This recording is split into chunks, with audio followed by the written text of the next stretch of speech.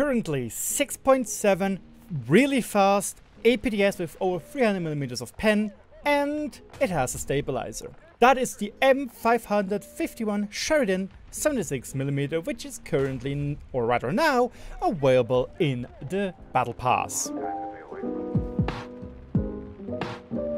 Very briefly, the Sheridan has been commissioned in 1959. However, it took quite a bit to get this thing rolling, and only by March of 1967 we finally got another version which not only had a 152mm gun, which wasn't really beloved by its crew, but also a 105mm gun, and then also the 76mm M32 cannon, which we already know from the M41 Walker Bulldog.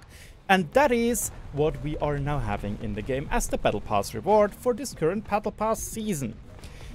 But none of those prototypes have been really approved by anybody at the military, so it is what it is. 10 minutes is a long time to be away from. The gun and obviously combination on what chassis this thing is placed on makes it very, very potent. This 76mm gun has 4 different shell types which you can use off.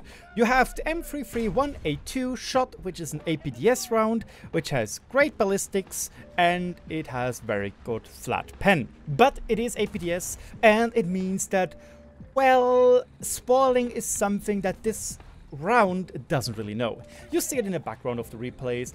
It tends to be very whack when it comes to aiming and hitting and stuff like that. Well, not aiming and hitting, it's just that hitting hard is very, very, very, very odd. Sometimes you do a lot of damage, sometimes you do no damage, sometimes you literally miss a round in the enemy's ammo rack by like, what, 1mm, and you have no spalling whatsoever. So the second round you are most likely going to use here and there is the M339, which is an APBC. It has a lot less pen, it will struggle with penetrating King Tigers in the front, but it does a lot more spalling.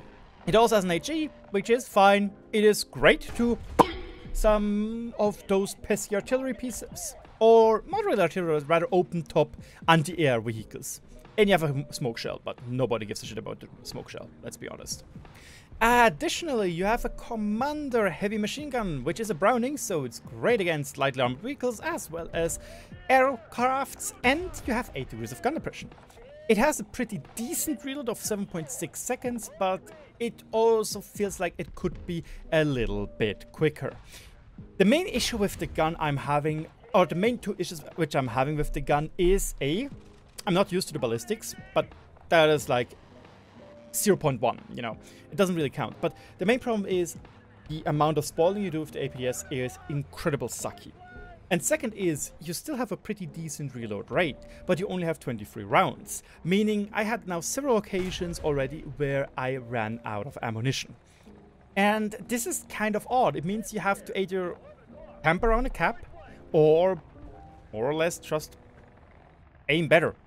That is the only thing I can tell you. And I suck with aiming, especially at the BR, and I don't have a feeling for how heavy the drop-off is. Because yes, the APDS is fast, but the ballistics are still fairly newish to me because I'm a little bit of a high-tier pleb.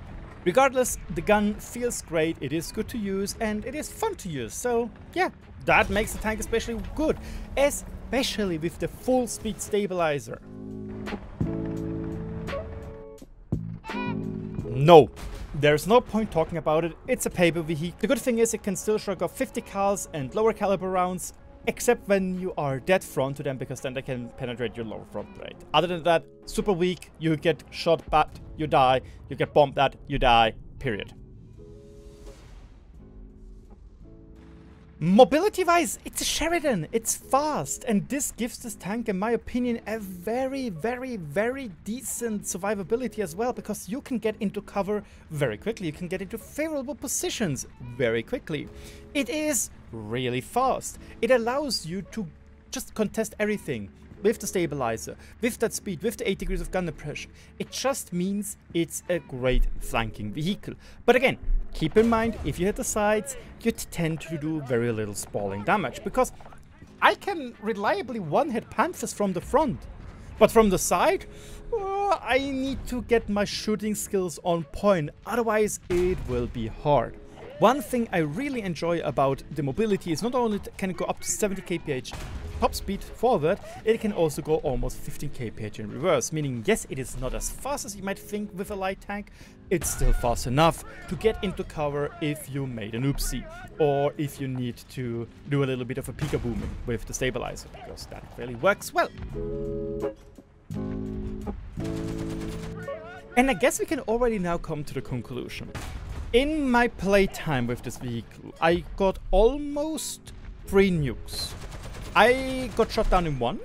I was able to drop the other one while dying, getting shot down by another ME262.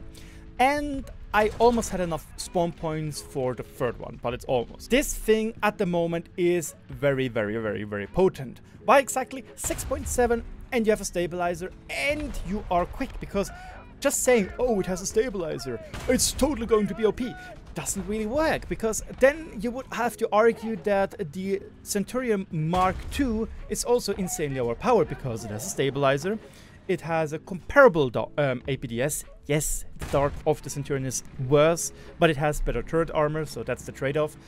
But the main thing is mobility plus the stabilizer plus a really, really good round gives a great all-round package. And the other problem is 6.7 America is a really potent lineup. Like, you can have some great CAS options as well if you want to go that route. And the other thing is you just have to play against Germans. And let's be honest, you all know the memes about German mains. And it is true, sometimes they're just clueless. And again, with the APDS, you are able to shoot straight through the front of a Tiger II turret. The main issue is, though, you need at least 3 rounds. Because the first shot goes for the gunner and the commander, I think it is. Or loader. Then you go for the commander. And then you have to wait for the gunner to come back. And then you can kill him again. And then he's finally dead. Because from the front, you are not able to kill them one hit through the ammo rack, which is a little bit annoying. Maybe it's also just me having a skill issue, who knows, it might well be, to be honest, like, I tend to have a skill issue. So that's it. I believe that currently this thing will not stay at 6.7, it will most likely go up to 7.0. It's just like, yes, it is not as overpowered as what the PT7657 was, because it had a laser rangefinder as well as the APHE with a very fast reload. But it doesn't have the laser rangefinder, it doesn't have a LOL pen, or excuse me, it doesn't have a LOL you just explode round. But still, it is a very, very potent vehicle. So now's the question, do you grind for this vehicle or do you not? Let me know in the comment section below. My name is RagingRaptor and I see you around.